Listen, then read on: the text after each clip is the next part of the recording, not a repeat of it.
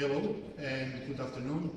It's a pleasure and a privilege to be back to Pristina after some time. I have been here before because I also supported the STEPS survey which was done here in 2019. So, pleasure to be here, very nice to see you. My name is Ivo Rakovac and I am Regional Advisor for NCD Surveillance in the WTO European region. I was asked to give you an overview of where do we stand regarding the surveillance and data related to non-communicable diseases in the WTO European region in 15 minutes.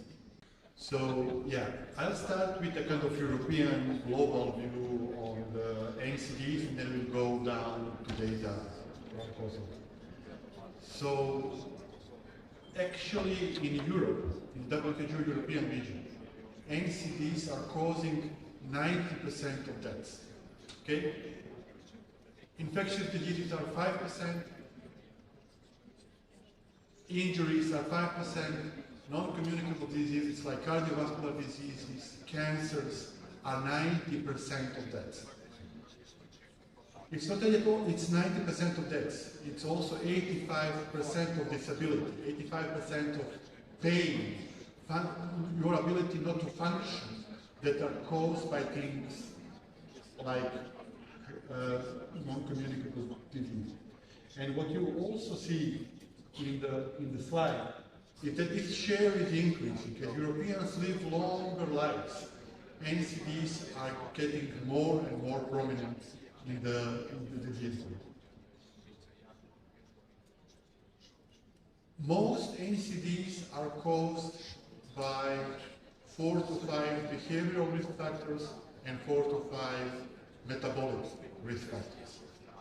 So on these slides you have the attribution of deaths to risk factors in the WTO European region on the left and in Eastern Europe on the right. And you can see, for example, that in Eastern Europe, where Kosovo is also located, more than 30% of deaths are caused by elevated blood pressure. You see that 25% are caused by poor nutrition, by intake of food too high in salt, not sufficient intake of fruits and vegetables, and so on.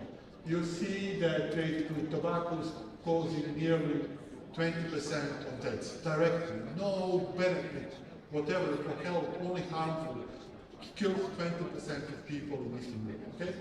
So by tackling those 4 behavioral risk factors and 4 metabolic risk factors, we can improve the quality of life and extend life tremendously in Eastern Europe and especially in Kosovo.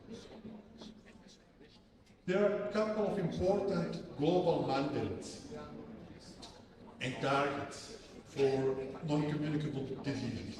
One of them is called Global Monitoring Framework, the other one is Sustainable Development Goals. And all those mandates are more or less linked, all those mandates and targets are more or less linked together and are pretty much aligned.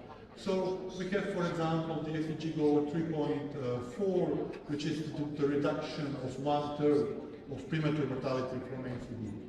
We have reduction of alcohol consumption, which is also an SDG goal. We have 10% reduction in prevalence of insufficient physical activity, 30% relative reduction in prevalence of tobacco use, which is also an SDG indicator, and so on.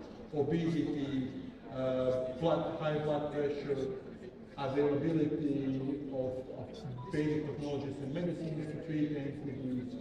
At least 50% of eligible people receive therapy and counseling to prevent heart attacks and strokes.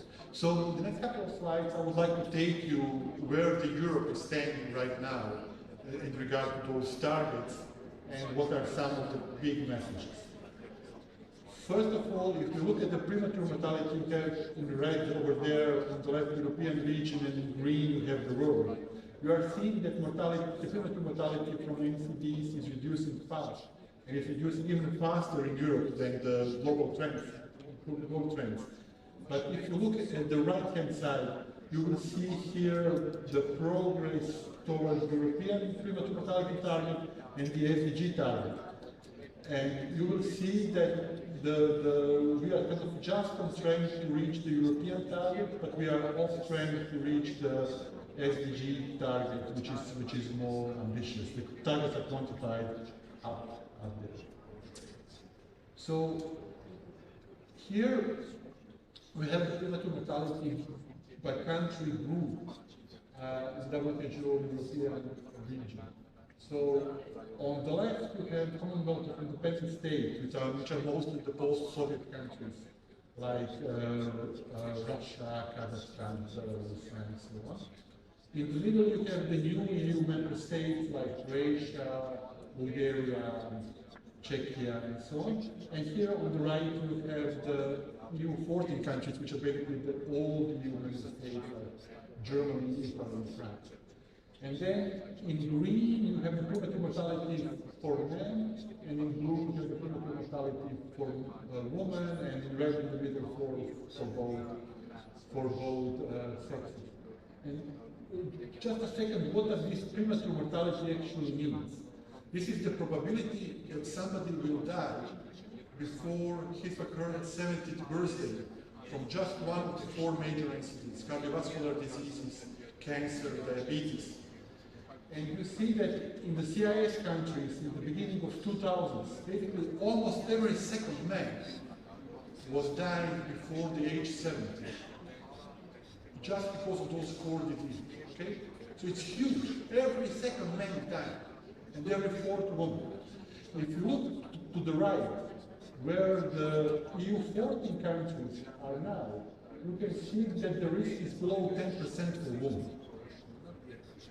So this graph shows you that this is something that can be done. Premature mortality from NCDs is avoidable and preventable. We can avoid this if we do the right things.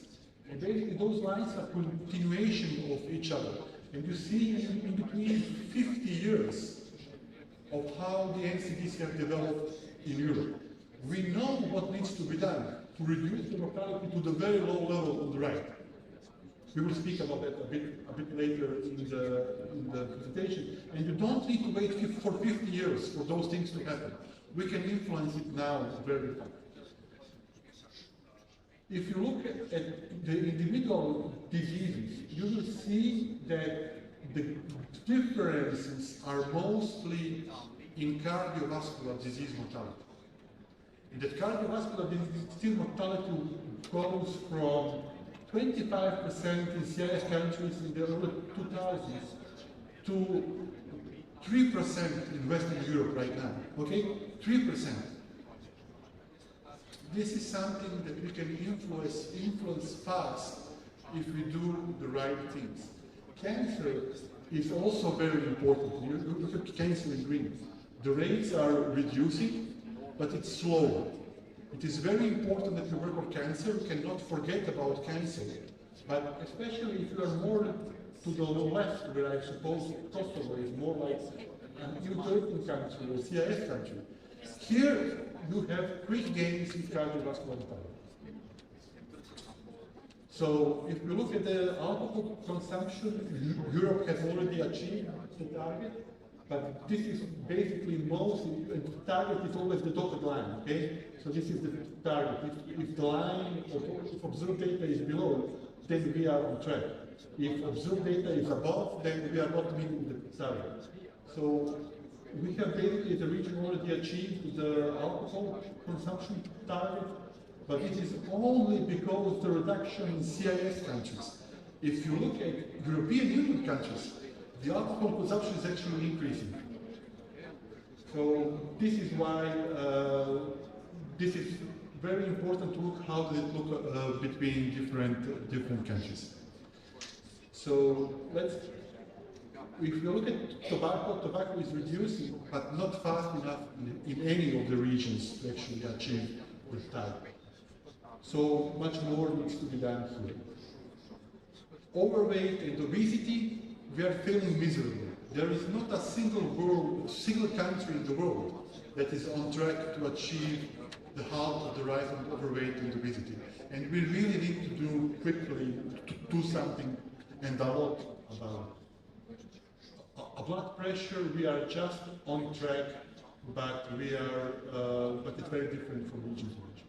So this is kind of a picture where the European region is regarding to those targets right now, and we are still having a lot of missing data. In the next couple of minutes, I'd just like to go briefly with you about what are we doing to actually tackle the NCDs. The WHO has so-called best buys.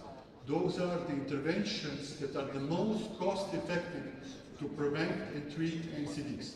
It was said if you invest $1 in those interventions, you have $7 US of return of investment. So here, you have the European countries ranked by the proportion of WHO best buys they are implementing. And you will see that none of the countries in WHO European region is implementing all those interventions. All countries can improve. We don't have data from Kosovo yet, but we are collecting those data this year for the first time. So I hope next year we will be able to give you a more comprehensive picture of which policies are implemented in Kosovo and which not. So basically those interventions are setting national targets, are having reliable data on NCDs, mortality, having a step survey of comprehensive examination survey, and we will hear later today about the results of step survey from Kosovo, from Professor Sanja.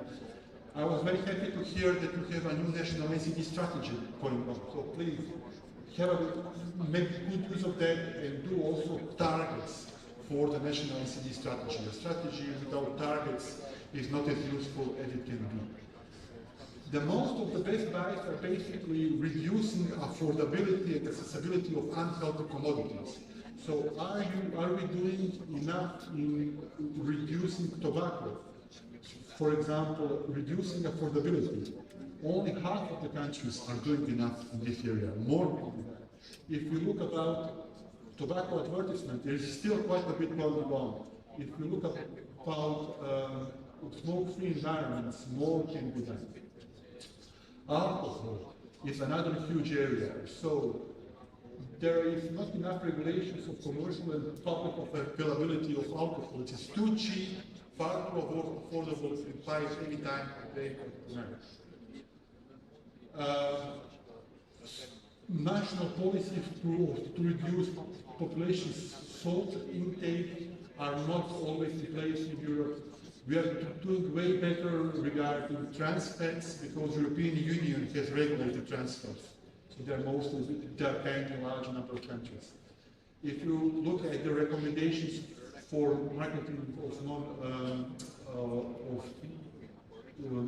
non-alcoholic beverages to children, it looks much better, but cold is not implemented as much as it should be. And then the next to last indicator is availability of clinical guidelines to treat major NCD to primary care. This is where we have seen some improvements, and provision of drug therapy, including vaccine control. But still, it is only about 70 to 80% for both. It could be way more.